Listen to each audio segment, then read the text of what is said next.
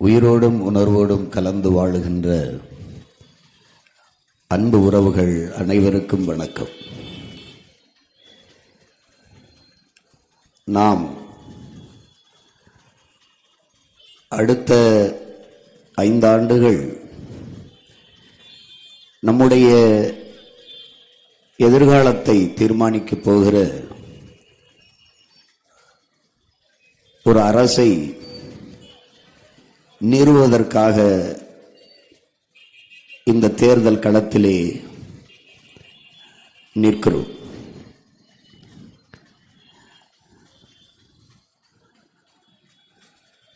உலகெங்கிலும் என் அன்பு சொந்தங்களே, மாறுதல் என்பதும் புரட்சி என்பதும் மன்னர்களாலோ மந்திரிகளாலோ முன்னெடுக்கப்பட்டது இல்லை. சாதாரண உழைக்கும் அடித்தட்டு மக்களால், எளிய மக்களால் முன்னெடுக்கப்பட்டதுதான், சாமானியர்களால் முன்னெடுக்கப்பட்டதுதான் இந்த உலகத்திலே மிகப்பெரிய மாறுதல்களை கொண்ட புரட்சியாக அமைந்திருக்கிறது. இங்கே புரட்சி என்ற சொல் ஒவ்வொரு தலைவருக்கு பேருக்கு பின்னாடியும் பட்டமாக வைக்கப்பட்டிருக்கிறது. ஆனால் புரட்சி என்றால் என்ன?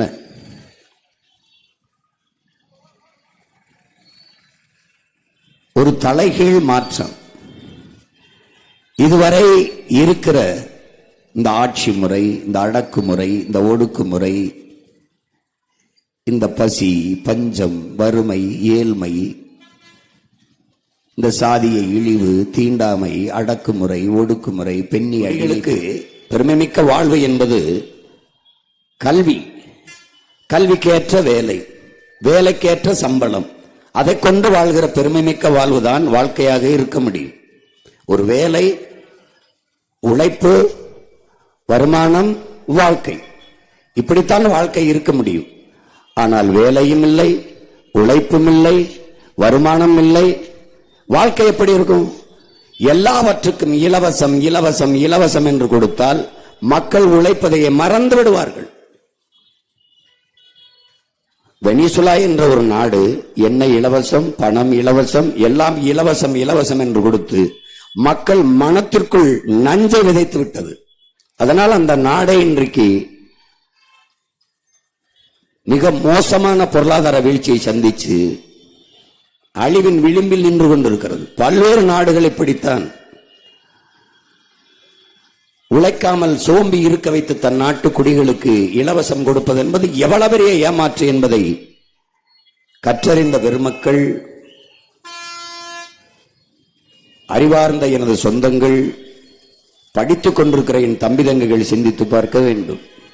அது ஒரு நல்ல ஆட்சி முறையா, ஒரு நல்ல நிர்வாகமா, நாட்டையும் மக்களையும் நேசிக்கிற தலைவன் செய்கிற ஒரு ஆட்சியா என்பதை அறிவு சமூகம் சிந்தித்து பார்க்கணும். மிக எளிமையாக, தூய்மையாக, ஊழல் லஞ்சமற்ற நேர்மையான ஆட்சியை நமது முன்னவர்கள் கொடுத்திருக்கிறார்கள். நம்முடைய தாத்தா ஓமந்தூர் ராமசாமி ரெட்டியார் சென்னையிலிருந்து கோயம்புத்தூருக்கு செல்கிறார்.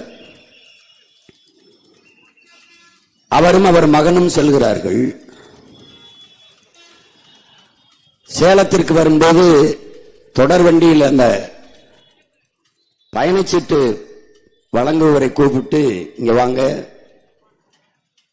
என் மகனுக்கு ஒரு முழு பயணச்சீட்டு கொடுங்கள் என்கிறார். ஏனால் 18 வயது நிரம்பாதவர்களுக்கு அரை டிக்கெட்டு தான், அரை கட்டணம் தான். அந்த நேரத்தில் ஒரு நள்ளிரவில் அவரை எழுப்பி, நீங்கள் ஒரு முழு பயணச்சீட்டு கொடுங்க எனக்கு என்று கேட்கிறார். ஏன் என்று கேட்கிறார். என் மகன் சென்னையிலிருந்து நானும் என் மகனும் சேலத்துக்கு கோயம்புத்தூர் செல்கிறோம். இந்த சேலத்தை நெருங்குகிற போது என் மகனுக்கு 18 வயது முடிஞ்சு 19 வயது நடக்க தொடங்குகிறது. 18 வயது முழுமையடைந்து விட்டார். அதனாலே என் மகனுக்கு ஒரு முழு பயணச்சீட்டு கொடுங்கள், இதிலிருந்து அவர் அந்த பயணச்சீட்டில் பயணிப்பார் என்று கேட்கிறார். நீங்கள் இந்த செயலை பார்த்தால் இவர் என்ன பைத்தியமா என்று தோன்றும். யார் அவரை கேட்க போறது? ஒரு நாட்டின் முதலமைச்சர், அவருடைய மகன், நள்ளிரவு, ஏற்கனவே பயணச்சீட்டு எடுத்துட்டார். இப்ப முழு பயணச்சீட்டு முழு கட்டணம் செலுத்தி முழு பயணச்சீட்டுக்கான கட்டணம் செலுத்தி எடுக்கவில்லை என்று யார் கேட்க போவது? ஆனால் அவன் மனச்சான்று கேட்கும். உண்மை நேர்மையுமாக தூய்மையாக ஆட்சி செய்ய வேண்டும் என்கிற எண்ணம் கேட்கும். அதனால் என்ன செய்யறார்? முழு பயணச்சீட்டை வாங்கி கொண்டு பயணிக்கிறார். அப்படி நேர்மையாக வாழ்ந்தவர்களுடைய நாடு இது. நம்முடைய தாத்தா காமராஜர் எவ்வளவு எளிமையும் நேர்மையாக வாழ்ந்தவர் என்பதை நீங்கள் வாசித்து அறிந்திருப்பீர்கள்.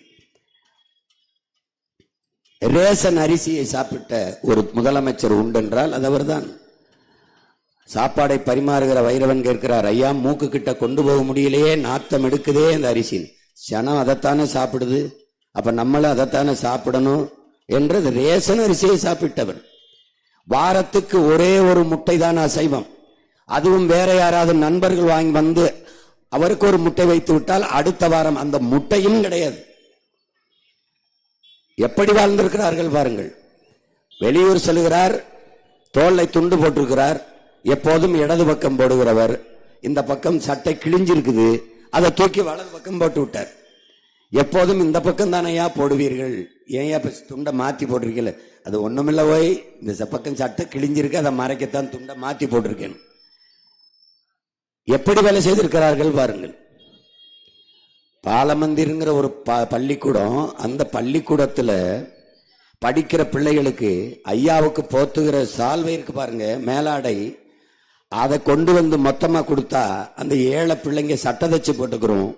அதனால எல்லா ஊர்களையும் அவருக்கு கொடுக்கிற அந்த மேலாடையை சால்வையை மடிச்சு மடிச்சு அந்த அவர்கிட்ட வாங்கி வாங்கி கூட வர்ற உதவியாளர்கிட்ட, நீ இந்த ஏப்பா நல்ல ஜபமணின்னு அந்த ஐயா, ஜபமணி அந்த துண்டை எடுத்துக்கிட்டு போயிடாத, மடிச்சு வை, ஐயா வெளியூர் போயிருக்காங்க, துண்டோட வருவாங்க, நம்ம சட்டை தச்சு போட்டுக்கலான்னு பாலமந்திரில் படிக்கிற பிள்ளைய ஆர்வமா காத்திருக்கும். துண்டை மடிச்சு வை, உனக்கு துண்டு வேணா நான் வேற வாங்கித்தரேன், இதை அந்த பிள்ளைகளுக்கு கொண்டு போகணும்னு மடிச்சு வைக்க சொல்லி தோல்ல போட்ட துண்டை கொண்டு வந்து பிள்ளைகளுக்கு கொடுத்து தொண்டாற்றிய ஒரு தலைவன் நம்முடைய தாத்தன் காமராஜ். எப்படி இருக்கு பாருங்க. பெற்ற தாயை தெருக்குழாயில தண்ணி பிடிக்க வச்சவன், சொந்த அக்கா மகன் கொலை குற்றத்துல ஈடுபட்டிருக்கிறாங்கிற சந்தேகம் வந்தவன ஏன் அவரை இன்னும் கைது செய்யலைன்னு சொன்னவன். எவ்வளவு தூய்மையும் நேர்மையுமாக ஆட்சி செய்தார்கள் நம்ம அப்பா காலத்துலதான், நம்ம தாத்தா காலத்துலதான். ஆனால் இன்னைக்கு அப்படி இருக்கிறதா என்று பாருங்கள். என்ன இருக்குது? இன்னைக்கா இருந்தால் தொடர் வண்டியில முதலமைச்சர் குடும்பமே தனியா போகும், ஒரு ரூபா காசு கொடுக்காம. நாட்டை நாசமாக்கி விட்டார்கள் கால் நூற்றாண்டுக்குள்ளே. நம்முடைய தாத்தாக்கள் காலத்திலே யாரும் வீடு கட்டலையா? யாரும் வீடு கட்டல. அப்பெல்லாம் நம்ம ரோடு போடல. அப்ப இப்படிதான் ஆத்து மணலை புறம் அள்ளி வித்து தின்னு ஆரப்புறம் கொலை செஞ்சிருந்தாங்களா? அப்பெல்லாம் இப்படிதான் மலையை நொறுக்கி மணலாக்கி வித்து நம்ம தாய் மாற அறுத்து ரத்தம் குடிச்சாங்களா? இப்படிதான் ஆட்சி நடந்துச்சா? தாத்தா காலத்துல அப்படி இலவசம் தாரேன், ஒரு கிலோ எண்ணெய் தாரேன், 1 லிட்டர் எண்ணெய் தாரேன், 1 கிலோ பருப்பு தாரேன், உங்களுக்கு ஃப்ரிட்ஜ் தாரேன், உங்களுக்கு டிவி தாரேன், உங்களுக்கு மிக்சி தாரேன், இப்படிதான் சொல்லிக்கிட்டு இருந்தாங்களா? உங்களுக்கு ஸ்கூட்டி தாரேன், இப்படிதான் சொல்லிக்கிட்டு இருந்தாங்களா? ஏன்?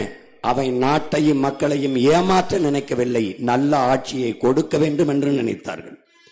இவர்கள் அப்படி இல்லையே. தொலைக்காட்சியை திருப்ப முடியல, அலைபேசியை திறக்க முடியல. 2 குழந்தைய பள்ளிக்கூடம் விட்டு வருது, ஒரு தம்பி கேட்கிறாரு, சாப்பிடுறீங்களா? இல்ல, நாங்க பள்ளிக்கூடத்துல சாப்பிட்டோம், எங்களுக்கு காலையிலே நல்ல உணவு கொடுத்துட்டாங்க. ஒரு திருப்பி ஒருத்தர் வராரு, ஒரு பிள்ளை பள்ளிக்கூடம் கல்லூரிக்கு போகுது, பஸ் டிக்கெட் எடுக்கின்ற காசு இல்லையே. இல்ல, 5 வருஷமா பஸ் பாஸ் ஃப்ரீ தான், ஒரு பொண்ணு சொல்லுது. திருப்பி ஒரு அம்மா வந்து, இந்தாம்மா உன் மகனுக்கு லேப்டாப் கேட்டியே, இந்தா அப்படின்னு. வேணாம், எங்களுக்கு கவர்மெண்ட் அரசே மடிக்கணினி கொடுத்துருச்சு, லேப்டாப் கொடுத்துருச்சு. ஒரு அம்மா திருப்பி 5000 ரூபாய் எங்க எல்லாருக்கும் வங்கி கணக்கில் போட்டு விட்டார்கள்.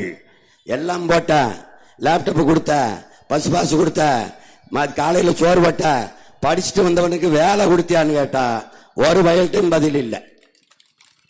படிக்க போற தங்கச்சிக்கு 1000, படிக்க போற தம்பிக்கு 1000, 3 வருஷத்துக்கு கொடுப்ப, படிச்சு முட்டா என்ன மைத்த கொடுப்ப, ஒன்னும் கொடுக்க மாட்டா.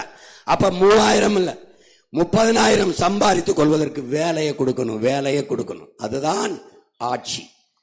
தமிழ்நாடு தேர்வு ஆணையத்தில் தேர்தல் விட்டு 70 லட்சம் பேர் வேலை இல்லாமல் நிற்கிறான். 5000 தான் வேலை, 3500 பேர் தான் வேலை.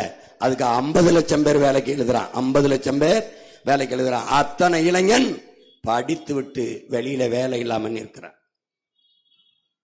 எப்படி இருக்கு பாருங்க. பாலுக்கு அழாத குழந்தை, வேலைக்கு அலையாத இளைஞன், கல்விக்கு இயங்காத மாணவன், இதுதான் என் கனவு இந்தியா என்று அடிமை இந்தியாவில் முழக்கத்தை முன்வைத்தான் பகத்சிங்.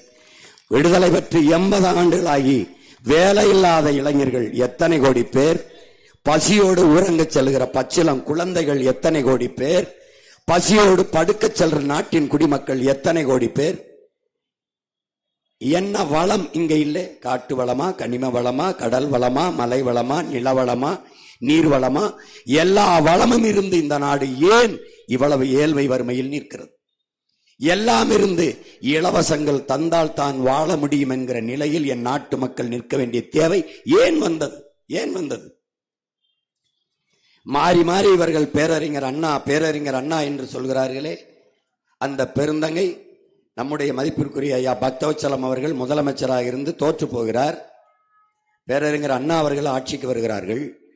ஐயா பக்தவச்சலம் முதலமைச்சர் வீட்டில் இருந்த நாற்காலிகள் எடுத்துக்கொண்டு அப்படியே எடுத்துக்கொண்டு அரசு வீட்டில் இருந்த கட்டட அந்த நாற்காலியை எடுத்துக்கொண்டு பேரறிஞர் அண்ணா வீட்டுக்கு கொண்டு வருகிறார்கள் அதிகாரிகள். கேட்கிறாரு, என்ன இதுன்னு. ஐயா, முன்னாள் முதல்வர் பக்தவச்சலம் அவர் வீட்டில் இருந்தது, அதை இப்ப நீங்க தானே முதலமைச்சர், அதனால இந்த வீட்டில் போடுறதுக்கு எடுத்துட்டு வந்திருக்கோம். வேணா எடுத்துட்டு போயிரு. ஏன்? நாளைக்கு நம்ம ஆட்சி போச்சுனாலும் இங்கிருந்து நம்ம வீட்டுல இருந்து தூக்கிட்டு போயிட்டு இருப்பான். வேணாம், எனக்கு இருக்கிறது போதும், அதெல்லாம் எனக்கு வேணாம், நீ எடுத்துட்டு போ. அரசாங்க நாற்காலியோ அரசாங்க கட்டளோ எனக்கு வேண்டாம் என்று சொன்ன ஒரு எளிய மகன் பேரறிஞர் அண்ணா என்கிற பெருந்தகை. இப்படிதான் ஏமாத்தினாங்களா? இப்படிதான் ஆட்சி செஞ்சாங்களா? வாக்கை பறிக்க இப்படி இலவசங்களை வாரி வாரி இறைச்சி நாட்டு மக்களை ஏமாத்தினார்களா?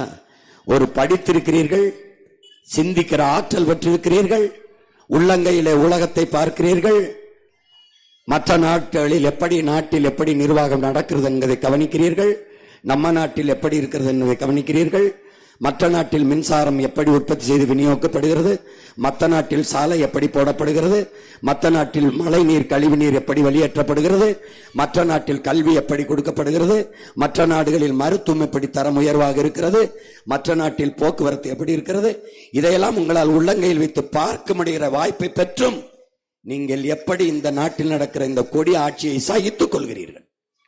எப்படி சகித்துக் கொள்கிறீர்கள்? ஒரே ஒரு வளம் கியூபா, கரும்பு. உலகத்தின் சர்க்கரை கிண்ணம் கரும்பை மட்டும் வைத்துக் கொண்டு தண்ணீர் விடைகிறானே எப்படி? கல்வி அரசிடம் இருக்கிறது, மருத்துவம் அரசிடம் இருக்கிறது, போக்குவரத்து அரசிடம் இருக்கிறது, மின் உற்பத்தி விநியோகம் அரசாங்கத்திடம் இருக்கிறது. எப்படி? ஏனென்றால் புரட்சியாளன் பிடல் காஸ்ட்ரோ என்ற புரட்சியாளனால் கட்டமைக்கப்பட்ட நாடு அது. அந்த நாட்டில் இப்படித்தான் இருக்கிறதா? இலவசங்கள் அறிவிப்பு இருக்கிறதா? அப்ப எவ்வளவு கொடுமையான ஒரு ஆட்சி முறையில் நாம் வாழ்ந்து கொண்டிருக்கிறோம் என்பதை என் அன்பு தம்பி தங்கைகள், என் அறிவார்ந்த பெற்றோர்கள் சிந்திச்சு பார்க்கணும். மாற்றம் மாற்றம் என்று பேசிக் கொண்டிருக்கிறோம். எதிலிருந்து மாற்றம்? அது எப்படிப்பட்ட மாற்றம்? அதான முக்கியம்.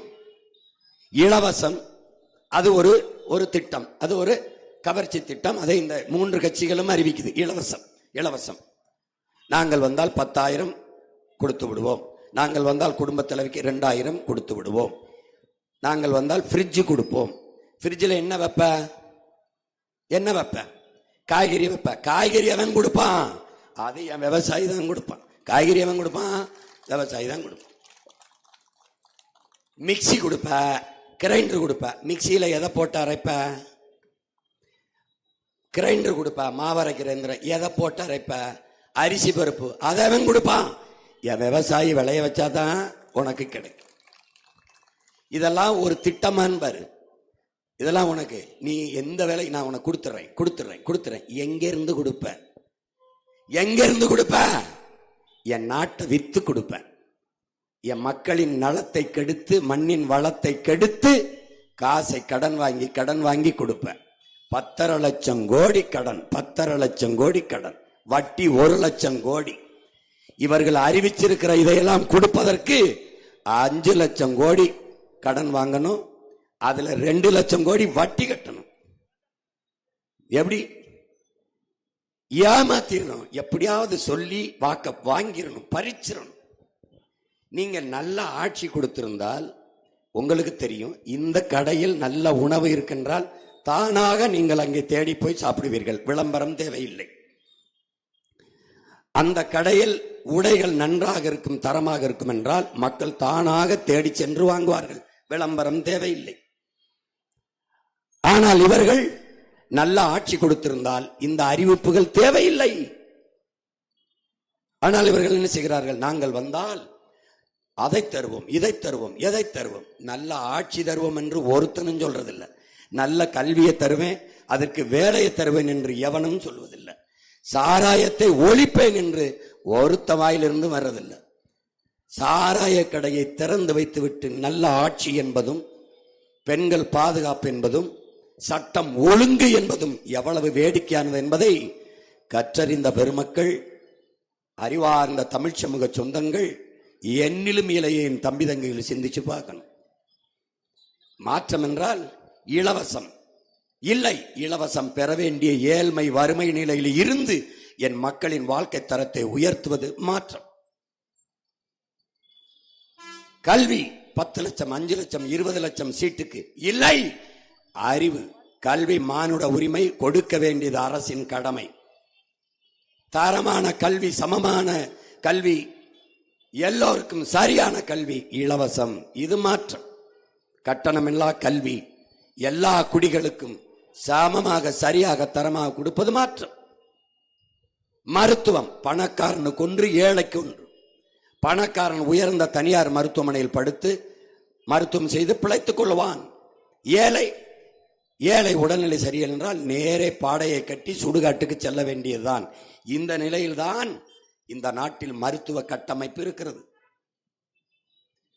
அப்போ தனியார் முதலாளிகளின் மருத்துவ கட்டமைப்பிற்கு இணையாக அதையும் தாண்டி தரமான உயர்ந்த சரியான மருத்துவத்தை, தன் நாட்டு குடிகளுக்கு உயிர்காக்கும் மருத்துவத்தை கொடுப்பது மாற்று. எது ஒன்றுக்கும் கையேந்தி நிற்காது, ஏழ்மை வறுமை நிலையில் மக்களின் வாழ்க்கை தரத்தை வைக்காது உயர்த்துவது. கல்வி, கல்விக்கேற்ற வேலை, வேலைக்கேற்ற சம்பளம், அதை கொண்டு வாழ்கிற பெருமை மிக்க வாழ்வை தன் நாட்டு மக்களுக்கு கொடுப்பது மாற்றம். அதானே மாற்றம். தன் நாட்டு குடிகளுக்கு தவிச்ச வாய்க்கு குடிக்க தண்ணி தர முடியாத அரசா தரிசா என்பதை அறிவு சமூகம் சிந்திக்கணும். இலவசமா மடிக்கணினி கொடுக்க முடியுது, இலவசமா மிக்சி கொடுக்க முடியுது, இலவசமா கிரைண்டர் கொடுக்க முடியுது, இலவசமா அண்டா குண்டா கொடுக்க முடியுது, இலவசமா ஃப்ரிட்ஜ் கொடுக்க முடியுது, வீட்டுக்கு 5000 கொடுக்க முடியுது, 10,000 கொடுக்க முடியுது. ஆனால் தண்ணீரை மட்டும் இலவசமாக தர முடியவில்லை. ஏன் தரமாக தர முடியவில்லை? தண்ணீரை விற்கிற முதலாளி அரசு தரமாக கொடுத்து விட்டால் பாதிக்கப்படுவான். ஏன் கல்வியை தரமாக கொடுக்க முடியவில்லை? கல்வி அரசு தரமாக கொடுத்து விட்டால் கல்வியை நடத்துகிற தனியார் முதலாளிகள் பாதிக்கப்படுவான். அந்த முதலாளி யார்? ஆட்சி அதிகாரத்தில் இருக்கிற அவர்கள் தான் கல்வி மருத்துவத்தை வச்சிருக்கிற முதலாளிகள். அப்போ நாட்டு மக்களின் மீது அக்கறை இருந்தால் என்ன செஞ்சிருக்கணும்? கல்வியில் தன் நாட்டு மக்களை மேம்படுத்தி இருக்கணும். அறிவையும் ஒழுக்கத்தையும் போதிக்கிற கல்வியை கொடுத்து தன் நாட்டு மக்களை மேம்படுத்தி இருக்கணும், நன்னறிப்படுத்தி இருக்கணும், ஒரு ஒழுக்க சமூகமாக கட்டமைச்சிருக்கணும். அதனால இல்லைன்னா என்ன 6 வயசு பிஞ்சு குழந்தை கற்பழித்து வன்புணர்வு செய்து கொலை செய்யப்படுறார். 60 வயசு அம்மா வன்புணர்வு செய்து கொலை செய்யப்படுறார். நடுச்சாலையில் கொலை நடக்கிறது.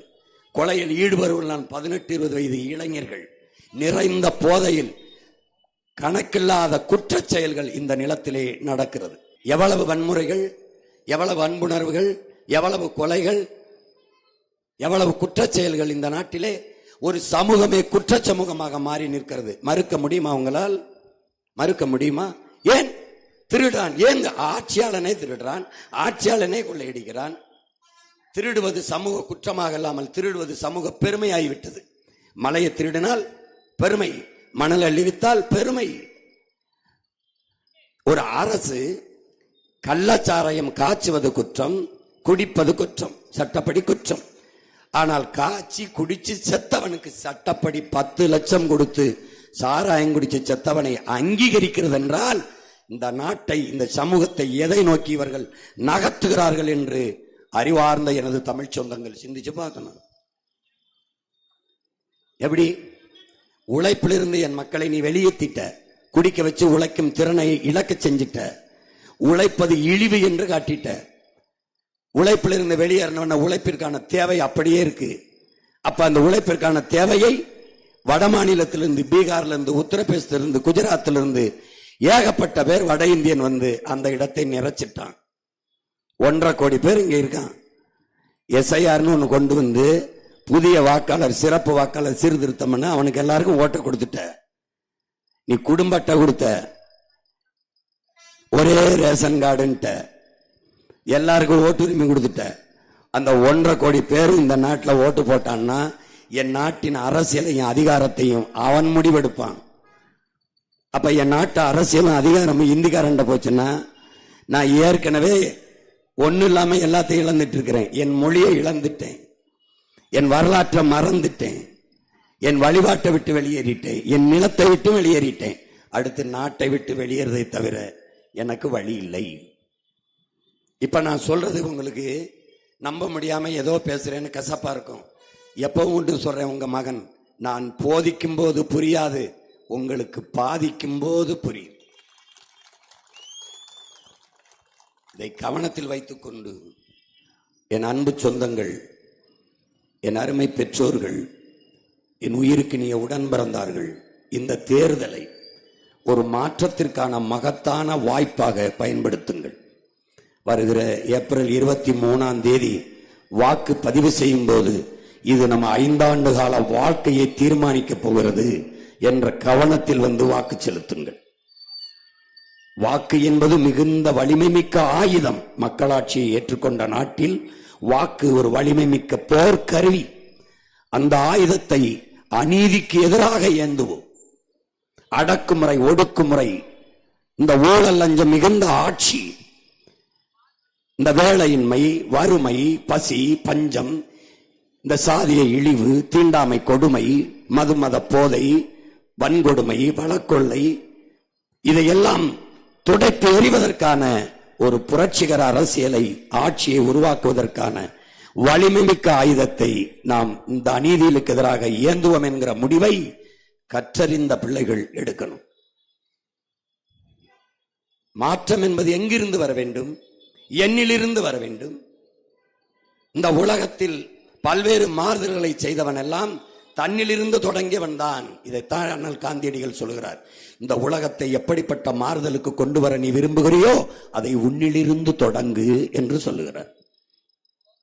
நான் என்னிலிருந்து தொடங்குகிறேன். என் தங்கை தன்னிலிருந்து தொடங்கட்டும், என் தம்பி அவனிலிருந்து தொடங்கட்டும், என் முன்னால் நிற்கிற என் உடன் பிறந்தார்கள், உலகெங்கும் இருக்கிற என் உறவுகள், நாடெங்கும் வாழ்கிற நற்றமிழ் சான்றோர்கள், உங்களிலிருந்து தொடங்குங்கள். தானாக மாறும், தானாக மாறும். நான் முடிவு செய்கிறேன், ஊழல் லஞ்சத்திற்கு எதிராக இருப்பேன், வாக்குக்கு காசு கொடுக்கவும் மாட்டேன், வாங்கவும் மாட்டேன். நான் முடிவு செய்கிறேன். இப்படி ஒவ்வொருவனும் முடிவு செய்தால் நாடு மாறும். அவ்வளவுதான், அவ்வளவுதான். என் உடன் பிறந்தவனே, ஒரு மாற்றம் என்பது எங்கிருந்து வரும்? எண்ணத்திலிருந்து தான் வரும், சிந்தனையிலிருந்து தான் வரும். ஒரு அரசன் பாலிலே குடிக்க வேண்டும், பாலிலே குளிக்க வேண்டும் என்று ஆசைப்படுகிறான். அதற்காக என்ன செய்கிறான்? தன் நாட்டு குடிகளிடத்துக்கு வீட்டுக்கு ஒரு பசுமாடை கொடுக்கிறான். பசுமாடு கொடுத்து விட்டாச்சு. ஒரு தேதி அறிவிச்சிட்டான். இந்த தேதியில் அரண்மனை வாசலில் மன்னர் பாலிலே குளிக்கிறார். அப்ப தங்கத்துல குடத்தை வச்சுட்டான். குடிகள் எல்லாம் ஒவ்வொரு லிட்டர் பாலை கொண்டாந்து அதுல ஊத்தணும். என்ன செய்யறான்? ஒருத்தன் பாலை கறக்க போறான். கறக்கும் போது ஒரு குடியானவன் நினைக்கிறான், எல்லாரும் பால் ஊத்தும் போது நாம ஊத்துற தண்ணி தானா தெரிஞ்சிட போகுது என்று ஒருத்தன் நினைக்கிறான். இன்னொருத்தன் நினைக்கிறான், பாலை கறக்கும் போது நாடே பாலை ஊத்து போகுது, நாம ஒருத்தன் ஊத்துற தண்ணி தானா தெரிஞ்சிட போகுது அவன் நினைக்கிறான். அடுத்த வீட்டுக்காரன் நினைக்கிறான், நாடே ஊத்த போகும்போது நாம ஊத்துற தண்ணி தானா தெரிஞ்சிட போகுது, இந்த 1 லிட்டர் தண்ணியா தெரிஞ்சிட போகுது மன்னனுக்கு நினைச்சு எல்லாரும் நினைக்கிறான். மன்னர் பாலில் குளிக்கிற நாள் வந்துட்டது, முரசு அதிர்கிறது, பெரிய ஊர்வலம் வருகிறது, பட்டாடையோடு மன்னர் வருகிறார். அரண்மனை வாசல்ல குளத்து கரையில தங்க குடம் இருக்கு, மன்னர் குளிக்கிறதுக்கு மூடி இருக்கு, பட்டாடை மூடி இருக்குதுல. அந்த ஆடையை நீக்கி பாலை அள்ள குடிந்தால் ஒரு சொட்டு பால் இல்ல, மொத்த குடத்திலையும் தண்ணி தான் இருக்கு. ஏன் ஏன் ஒவ்வொருத்தனும் நினைச்சான் நாம ஊத்துறது தெரிஞ்சிருமா, நாம ஊத்துறது தெரிஞ்சிருமா, நாம ஊத்துறது தெரிஞ்சிருமா. நாட்டுல எவனு ஊத்தல, எல்லா பயிலும் தண்ணியத்தான் ஊத்தினேன். அப்ப எங்க இருந்து வரணும் மாற்றம்? எப்படி வரணும்? எவன் ஊத்துறானோ ஊத்தலையோ நான் பாலை ஊத்துவேன் அப்படின்னு நினைச்சிருக்கணும். அப்ப எப்படி? எவன் காசு வாங்கிட்டு போடுறானோ போடலையோ நான் காசு வாங்கமா ஓட்டு போடுவேன். நான் இலவசம் எனக்கு வேணாம், நான் தன்மானத்தோட உழைச்சு சாப்பிடுவேன். எனக்கு கல்வியை கொடு, கல்விக்கேற்ற வேலையை கொடு, வேலை கொடு, நான் உழைச்சு சம்பாரிச்சு வாழ்ந்துக்கிறேன். இப்படி எண்ணும் போதுதான் மாற்றம் வரும். மாற்றம் வரும். நேர்மைங்கிறது எங்க பிறக்கும்? உண்மையில தான் பிறக்கும். உண்மையில தான் பிறக்கும். அது முக்கியம். ஒரு மன்னன் வயசாயிருச்சு, தனக்கு பின்னாடி வாரிசு இல்ல, ஊர்ல என்ன பண்றான், நாட்டுக்குள்ள ஒரு பறை அறிவிக்கிறான், செய்தியை சொல்றான். இளவரசரை, நாட்டுக்கான இளவரசரை, அடுத்த மன்னரை மன்னர் தெரிவு செய்திருக்கிறார். நாடெங்கிலும் எல்லா இளைஞர்களும் வாருங்கள் என்று வர வைக்கிறார். சிறுவர்கள் எல்லாரும் வந்து நிக்கிறாங்க. எல்லாருக்கும் விதையை கொடுக்கிறார். இந்த விதையை முளைக்க வச்சு நன்கு வளர்த்து கொண்டு வருகிறவன் எவனோ அவனே இந்த நாட்டின் அடுத்த இளவரசன், அவனே மன்னன் என்று அறிவிக்கிறார். எல்லாரும் போட்டி போட்டு கொண்டு தொட்டியில் வைத்து மண்ணை போட்டு உரத்தை போட்டு தண்ணியை ஊற்றி வளர்க்கிறார்கள். ஒரு ஏழை தாயின் மகன், நம்மை போல ஒரு ஏழை தாயின் மகன், அவன் என்ன பண்றான், ஒரு தொட்டியில போட்டு மண்ணை போட்டு தண்ணியை ஊற்றி ஊற்றி ஊற்றி பார்க்குறான். முளைக்கவே இல்லை, முளைக்கவே இல்லை. மன்னர் செடியை கொண்டு வந்து கொடுக்க சொல்ற நேரம் வந்து விட்டது. அழுகிறான். அம்மாவை கட்டி பிடிச்ச, அம்மா நான் எவ்வளவோ பாடுபட்டு அதுக்கு உரம் வச்சேன், தண்ணி வச்சேன், முளைக்கலை அம்மா அப்படின்றான். சரிப்பா நீ அழாத, கொண்டு போய் மன்னர்கிட்ட காட்டி நான் எவ்வளவோ பாடுபட்டு வளர்த்து பார்த்தேன், முளைக்கவே இல்லை மன்னரேங்கிறது சொல்லிட்டு வாப்பா, போய் உண்மையை சொல்லிட்டு வா போ அப்படின்னு அனுப்பி வைக்கிறான். ஆனால் அந்த நாட்டில் மன்னர் நிற்கிறார். அடுத்த இளவரசனை தேர்வு செய்ய நாடே ஆர்வமா இருக்கு. எல்லாரும் செடியை வளர்த்து வளர்த்து கொண்டு வந்திருக்கான். பெரிய பெரிய பெரிய பெரிய செடி, ஒரு செடி உயரமா இருக்கு, ஒரு செடி கொஞ்சம் உயரமா இருக்கு, ஒரு செடி ரொம்ப உயரமா இருக்கு. மக்கள் பேசிக்கிறாங்க, இவர் தான் இளவரசரா வருவாரு, இவர் செடி ரொம்ப உயரமா இருக்கு, இவர் செடி உயரமா இருக்குன்னு. இதுல முளைக்காத ஒரு தொட்டியை வச்சுக்கிட்டு ஒருத்தன் நிக்கிறான். அவனை பார்த்து எல்லாம் சிரிக்கிறான். ஐயோ இந்த பையன் முளைக்காத விட்டு இவனு வந்து நிக்கிறான் பாரு அப்படின்னு. அவன் அப்படியே கலக்கத்தோட நின்றுகிட்டு இருக்கான். எல்லாரும் செடியை காட்டுறாங்க. மன்னர் போங்க, இல்ல போங்க, இல்ல போ, இல்ல போன்னு தள்ளி விட்டுக்கிட்டே இருக்கிறாரு. மக்கள் பார்க்குற, மன்னனுக்கு என்ன பைத்தியமா, அந்த செடி தான் நல்லா வளர்ந்துருக்கு, அதை தேர்வு செய்யாம போ சொல்றாரு, போ சொல்றாரு. நீ எல்லா செடியும் தள்ளிட்டாரு. கடைசியா வெறுஞ்சட்டியோட நிக்கிறான், முளைக்காத சட்டியோட ஒரு ஏழை சிறுவன். அவன் போய் என்னன்னு கேட்கிறாரு, மன்னா நான் இந்த விதையை ஊண்டினேன், மண்ணு குடிச்சேன், தண்ணி ஊத்தினேன், உரம் வச்சேன், 10 நாள் தொடர்ந்து ஊத்தி ஊத்தி பார்த்தேன் மன்னா, முளைக்கவே இல்லை அப்படின்னு உண்மையை சொன்னான். டப்புன்னு பாஞ்சு கட்டி பிடிச்சு, நீதாண்டா இந்த நாட்டின் இளவரசன், எனக்கு பின்னாடி இந்த நாட்டை ஆள போற மன்னன்னா. என்னன்னு கேட்டாரு. எல்லாரும் திகைச்சு பார்க்கும்போது, நீங்க பூரா அயோக்கிய பயிலிடா, திருட்டு பயிலிடா, நான் கொடுத்த விதை அவிச்ச விதைடா, அது எப்படா முளைக்கி, நீங்க நான் கொடுத்த விதையை போட்டுவிட்டு வேற விதையை ஊண்டி முளைக்க வச்சுட்டு வந்துருக்கீங்க, அயோக்கிய பயல்களா. அதுதான் பூரா பயலும் ஏமாத்துறதுக்கு. அண்டா தருவேன், மிக்சி தருவேன், ஃப்ரிட்ஜ் தருவேன், குண்டா தருவேன், அரிசி தருவேன், பருப்பு தருவேன். நான் உங்க மகன் ஒன்னும் தர மாட்டேன். என்ன தருவேன்? படிக்க படிப்பு தருவேன், பார்க்க வேலை தருவேன், நல்ல மருத்துவம் தருவேன், குடிக்க நல்ல தண்ணீர் தருவேன், பார்க்க வேலை தருவேன், வேலைக்கு சம்பளம் தருவேன், அதை வச்சு வாழ்கிற தன்மான மிக்க பெருமை மிக்க வாழ்வு தருவேன். வேற எதையும் நீ என்ற எதிர்பார்க்காத. உன் கால்களை நம்பி, உன் கைகளை நம்பி நீனே உழைச்சு பிழைக்கிற பெருமை மிக்க தன்மான மிக்க தற்சார்பு வாழ்க்கையை உங்கள் மகன் தருவேன், உங்கள் உடன் பிறந்தவன் தருவேன். உன்னை ஏதோ ஒன்றுக்கும் கையேந்த வைக்க மாட்டேன், கையேந்த வைக்க மாட்டேன். பசிங்கிற சொல் இல்லாத இந்த நாட்டில் ஒழிப்பேன். இது என் தாயின் மீது, என் தமிழ் மீது, என் தலைவன் பிரபாகரன் மீது சத்தியம். ஒழிப்பேன். வேலை இல்லை, வேலை இல்லை என்று அந்த சொல்லுக்கு இனி வேலை இல்லை என்ற நிலையை நான் ஒழிப்பேன். வேலை இல்லை என்ற சொல்லுக்கு வேலை இல்லை. வறுமைக்கும் வறுமை வரும், பசிக்கும் பசி வரும். பைந்தமிழன் ஆட்சியிலே எழுதி வச்சுக்க செய்வேன். உன் வாழ்விடத்திலேயே உனக்கு வேலை தருவேன். நீ கிருஷ்ணகிரியை விட்டு, நீ பருகூரை விட்டு வெளியில வர வேண்டாம். நீ அங்கே இரு, உனக்கு கவர்மெண்ட் வேலை. எப்படி கொடுப்பேன் போட்டு காட்டுறேன் பாரு. இந்த பாரா, நீ இருக்கிற இடத்துல உனக்கு வேலை தரண்டா. டேய், உன் பிள்ளைய நான் படிக்க வச்சிடறேன், உனக்கு மருத்துவம் நானே பார்த்துடுறேன். தம்பி, உனக்கு தாலி கட்டுறதுக்கு தங்கம் 1 பவுன் தரமாட்டேன். நீ 9 பவுன்ல கட்டுறதுக்கான வேலை வாய்ப்பையும் வருவாய் பெருக்கத்தையும் தந்துடுவேன். பிறந்த உடனே உன் பிள்ளைக்கு அறப்பத மோகம் பட மாட்டேன். நீ பிரசவத்தையே 1 ரூபாய் கட்டணம் இல்லாம இலவசமா பார்த்துட்டேன்னா நீ என் பிள்ளைக்கு நீயே 1 பவுன் மோதிரம் போட்டுருவ. விளங்கிருச்சுன்னு நினைக்கிறேன். 2000 ரூபாய் இந்த தண்ணி கேன் வாங்குறீல்ல, தண்ணி குடுவை, அது எவ்வளவு வாங்குற மாசத்துக்கு? ஒரு குடுவை எவ்வளவு விலை சொல்லு? எவ்வளவு? 40 ரூபாயா? 30 ரூபா. சரி, எத்தனை குடுவை மாசத்துக்கு வாங்குவோம்? 15. அப்ப எவ்வளவு வருது?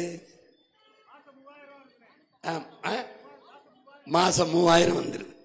இப்ப நீ கொடுக்குற 2000 எங்க வச்சுக்கிட்டு, ஏண்டா தவிச்ச வாய்க்கு தண்ணி கூட கொடுக்க முடியல, நான் என்ன செய்றேன்? தூய குடிநீரை உனக்கு தந்துடுறேன். பிள்ளைய நான் படிக்க வச்சிடறேன்.